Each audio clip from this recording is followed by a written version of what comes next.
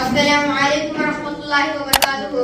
Programme లో చేసిన పెద్దలు, ప్రధానోపాధ్యాయులు, నా తోటి విద్యార్థులు, నేను రోజు చెప్పబోతున్న అంశం ఓ మనిషిని సృష్టికర్తను గుర్తించు. సోదరులారా, కొంచెం సావధానంగా ఆలోచించండి.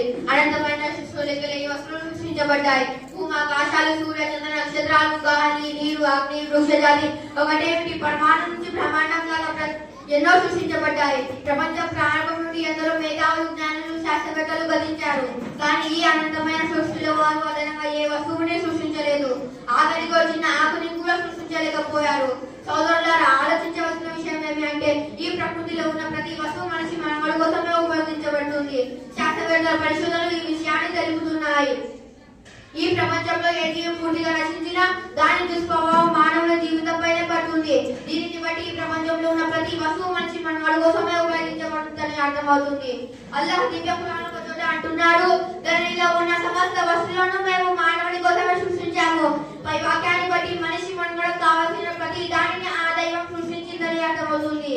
రాత్రి పగలు, ఎండ, నీడ, వాన, ఋతువనాలు, పంట పొలాలు, ఇలా అన్ని మనిషి కోసం సృష్టించబడినవే. మరి ఓ మనిషి, నీవెందుకు సృష్టించబడ్డావు?